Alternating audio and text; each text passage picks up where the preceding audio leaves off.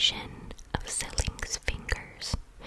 It was estimated that her body had been lying there for about 2 to 4 weeks before being found. I researched what causes a body to mummify because we don't usually hear about bodies being found that way, and apparently it can happen naturally either in extremely cold or extremely dry environments or ones that are lacking oxygen. Mummified bodies are usually found in glaciers, deserts, and peat bogs. Silling was born on March 28th of 1998. She was of Cambodian descent. I couldn't confirm where she was born, but I do know that she had been in the Atlanta area for a while. Lancer Smith, an AP science teacher at Central Gwinnett High School, said Silling would read chapters and take notes on things that they didn't even plan to go over in class.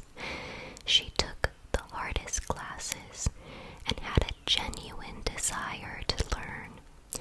People described her as energetic, driven, kind, and generous. She was a Mary Kay consultant and saved up money to buy her own car. She was a member of the English Honor Society, Spanish club president, on a student leadership team, on the debate team, an anchor on the school news, and on top of all of that, she ran in cross country. Central Gwinnett High School in Lawrenceville houses grades 9 through 12, and it served 2,254 students in 2016, the year that she graduated. Silling asked her teacher, Mr. Smith, to proofread her college application. He claimed that she could have been accepted at many schools. However, Silling decided to stay in the area and enroll at Georgia State in Atlanta, a college of 32,816 people in 2017. She received a scholarship and was working toward a psychology degree. She wanted to be a nurse. She completed the first semester of her sophomore year in 2017, but did not end up enrolling in spring classes. A few months before she went missing, Silling started dating 21-year-old Emmett Davis Jr. of Lawrenceville, Georgia. I believe they may have originally met at Central Gwinnett High School, but I wasn't able to confirm that he went there, but he grew up in Lawrenceville, so I assume he might have. On October 8th, while living with her uncle in Lawrenceville, Georgia, Silling went missing.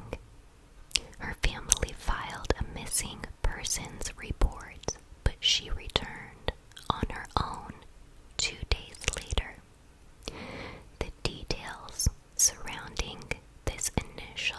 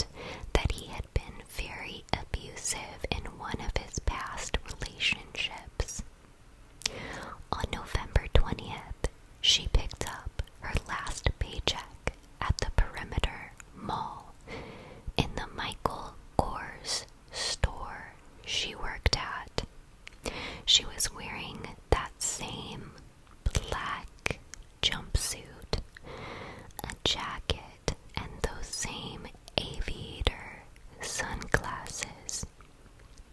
Coworkers said she was unrecognizable in the way that she dressed and her mannerisms. Although she did not remove her glasses, they were able to see that both of her eyes were swollen and bruised.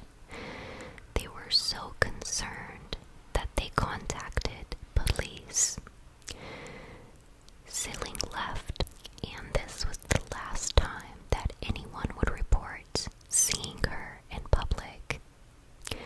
On November 30th, around 3:40 a.m., Emmett and Silling accepted an Uber ride to Gwinnett Place Mall.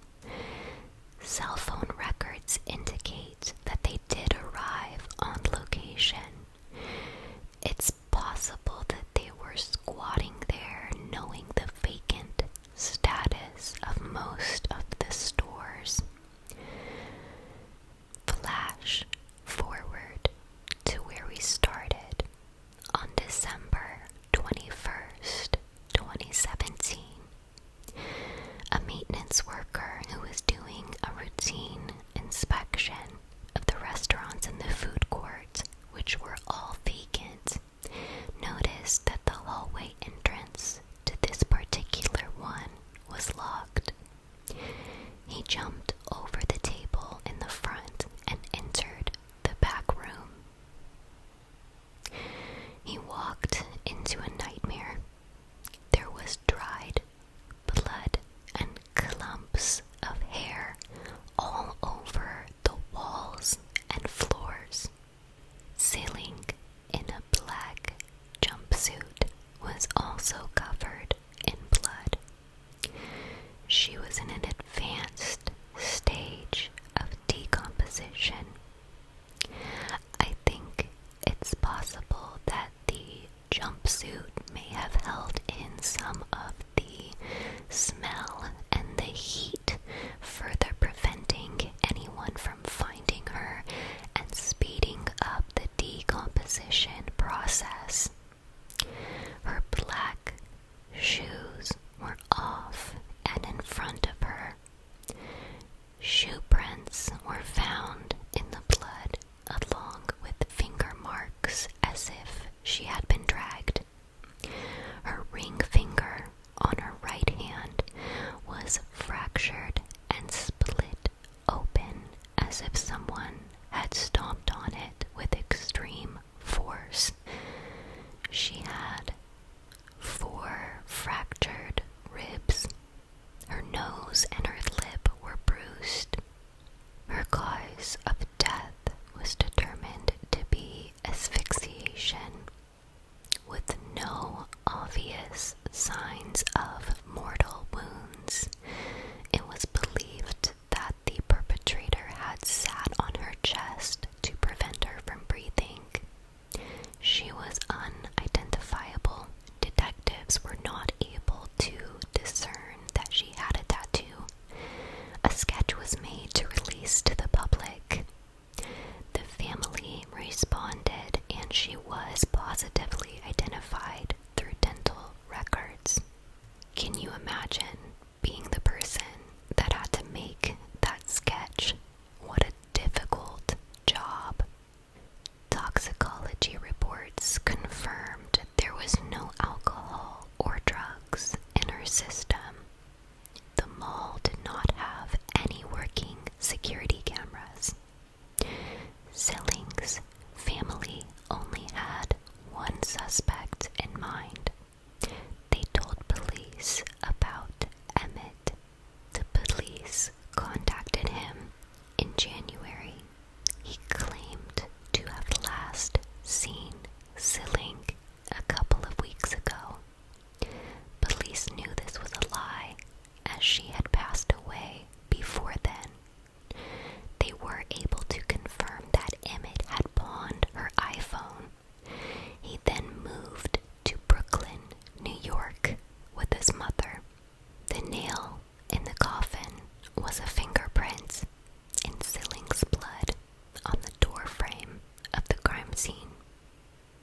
once they were able to ascertain Emmett's fingerprints, they had their man. It's always hard for me to understand how someone can do something like this to another human being. In September of 2018, Emmett was indicted